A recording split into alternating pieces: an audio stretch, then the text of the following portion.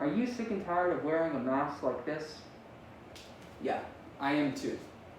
In fact, Russell Blaylock, a retired Mississippi neurosurgeon, has written that masks can affect the intake of both oxygen and carbon dioxide as well as immune functioning.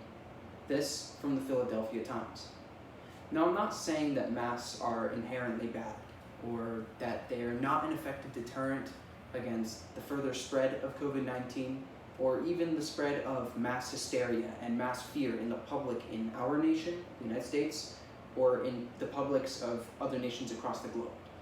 Nor am I saying that they are not an effective deterrent or not an effective isolation unit for patients already experiencing symptoms of COVID-19 or who already have COVID-19. What I am saying, however, is that maybe, just maybe, masks are not 100% necessary. However, the issue isn't all about masks.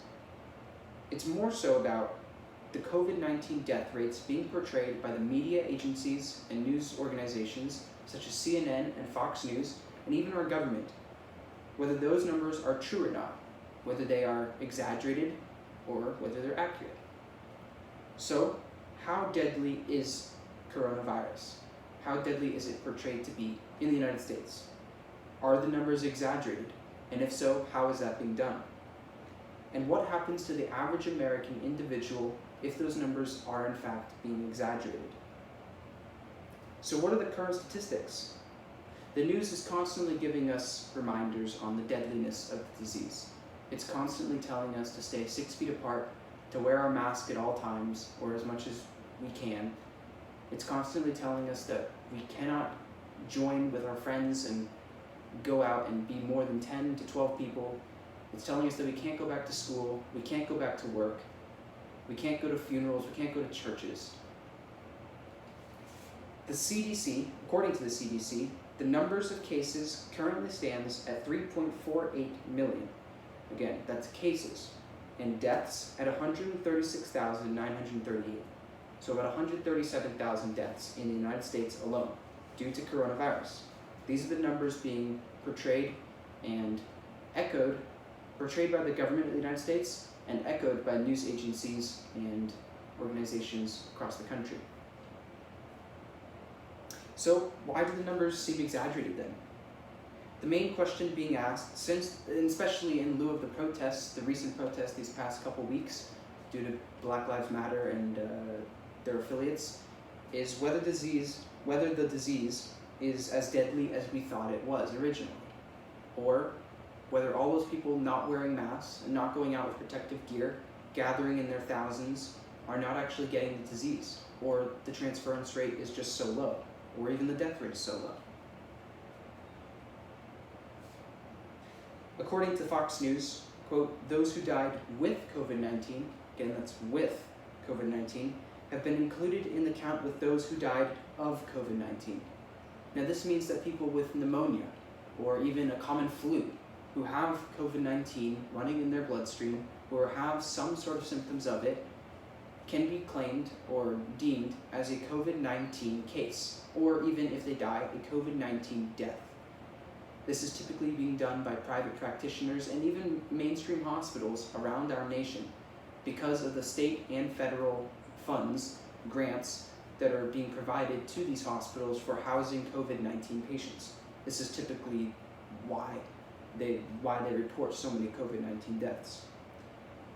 A source from Ann Arbor News, Macomb County Chief Medical Examiner Daniel Spitz says, in response to questions asked about the accuracy of the COVID-19 death rates, he says, quote, are people dying of it?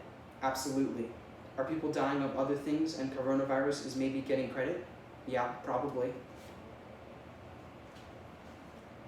So what happens to the COVID-19 narrative?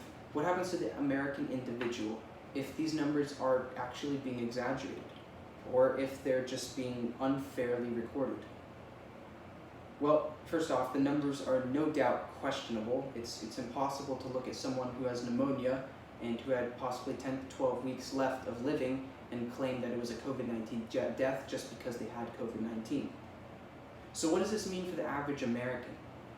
Well, quite frankly, it means that most of us will get to go back to work. We'll get to go back to school. we'll get to go back to not wearing masks every day. We'll get to go back to our daily lives, our daily routines. According to AAPSonline.org, or the Association of American Physicians and Surgeons, the media continues to exclaim a resurgence and possible second wave of COVID-19 based on new cases, and neglects that the deaths have been typically in older, sicker baseline patients, and who have likely died, and who would have likely died in the next 10 to 20 weeks of other causes. While young people can go out and demonstrate, they too can go back to work. Now, just to summarize, I discussed what the numbers are like right now, how those numbers could possibly be or are, in fact, exaggerated, and what that means for Americans in terms of societal integration, how we can go back to school and go back to work, how the millions of unemployed Americans and in financial ruined Americans can get back on their feet, or start that process at least. So, are the COVID-19 death statistics accurate or not? And if they aren't, then a whole host of new questions are possible, such as, do we need to wear these things? Masks. I would love to stop wearing my mask. I don't know about you guys, but as much as I believe, and want all of you to believe, that the truth about COVID-19 is being exaggerated, I can't stop wearing something that might be the only protection I have against an unseen enemy, COVID-19. Thank you.